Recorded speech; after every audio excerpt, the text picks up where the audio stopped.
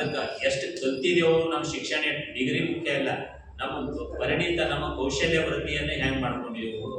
ಪತ್ರಿಕೆಗಳಾಗಲಿ ಟಿವಿದಾಗಲಿ ಅಥವಾ ನಿಮ್ಮ ಸಂಘ ಸಂಸ್ಥೆಗಳದಾಗಲಿ ನೀವು ಎಷ್ಟು ಕಲ್ತಿರಿ.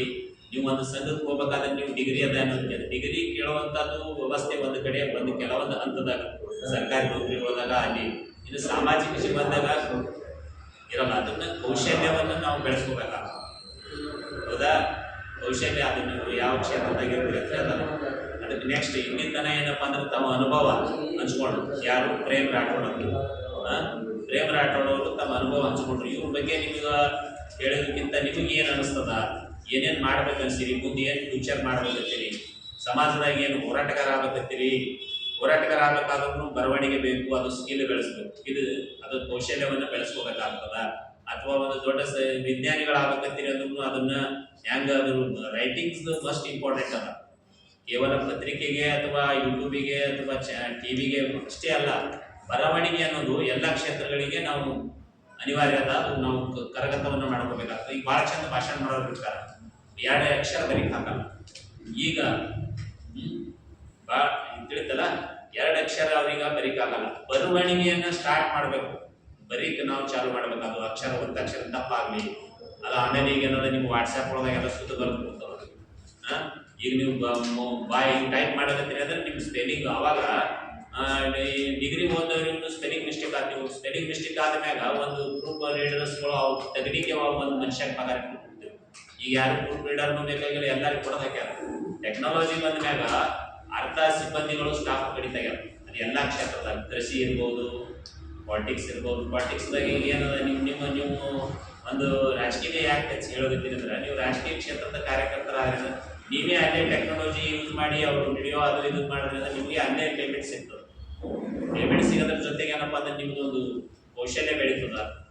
ಈಗ ಏನದ ಒಬ್ಬರು ಬರೀ ವಿಡಿಯೋ ಮಾಡಿ ಹಾಕಿ 1 ಲಕ್ಷ ರೂಪಾಯಿ ತೊಗೊಳ್ತಾರೆ ಬೆಂಗಳೂರು ಅಂತ. ಇಲ್ಲಿ MP-ಗಳದು MLA ಮಂತ್ರಿಗಳದು ಅವ್ರದ್ದು ಈ ಸೋಷಿಯಲ್ ಮೀಡಿಯಾಕ್ಕೆ ಮಾಡಿ ಹಾಕಿ 1 ಲಕ್ಷ ರೂಪಾಯಿ ತೊಗೊಳ್ತಾರೆ.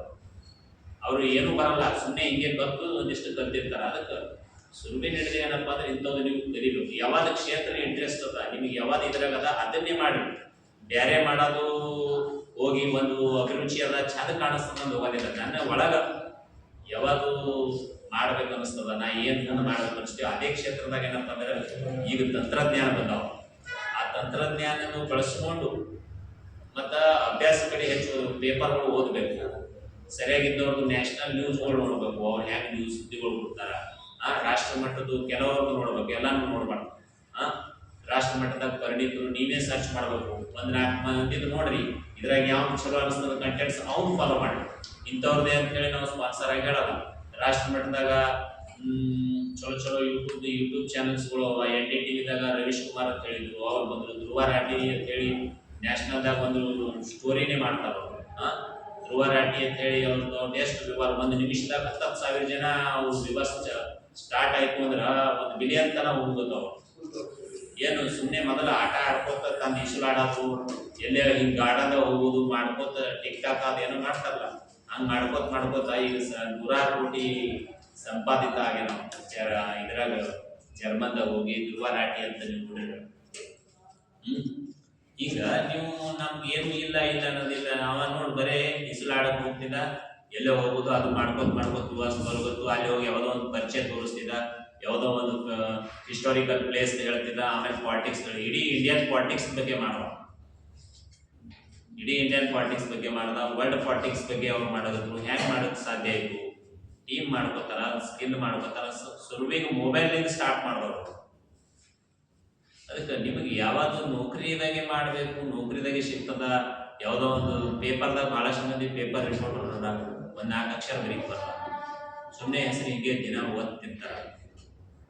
ಈಗ ಡಿಸ್ಟಿಕ್ ಹಂತಲ್ಲಿ ಏನಪ್ಪ ಅಂದ್ರೆ ಪರಿಣಿತರು ಇರ್ತಾರೆ.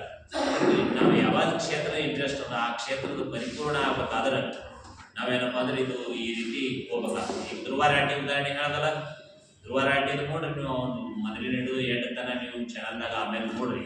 ಒಬ್ಬ ಸಾಮಾನ್ಯ ಮನುಷ್ಯ ನಿಮ್ಮಂಗ ಕಾಲೇಜ್ ಹುಡುಗ ಕಾಲೇಜಿನಲ್ಲಿ ಇದ್ರಾಗ ಸೀಟ್ ಸಿಗ್ಲಾರ್ದಕ್ಕೆ, ದಿಲ್ಲಿ ಒಳಗೆ ಹರಿಯಾಣದಾಗ ಸೀಟ್ ಸಿಗ್ಲಾರ್ದಕ್ಕೆ ಜರ್ಮನ್ ಹೋಗಿ ಅಲ್ಲಿ ಏನಪ್ಪ ಅಂದ್ರೆ ಈಗ ದೊಡ್ಡ ಶ್ರೀಮಂತ ವ್ಯಕ್ತಿ ಆಗ್ಯಾನ. ದೇಶ ವಿದೇಶದ ಸುದ್ದಿಗಳು ಮಾಡ್ತಾನೆ ಹಿಂದಿದಾಗ. ಮತ್ತು ಇವು ಟೆಕ್ನಾಲಜಿದು ಕೋರ್ಸ್ಗಳು ಬಿ ತೆಗ್ದಾರ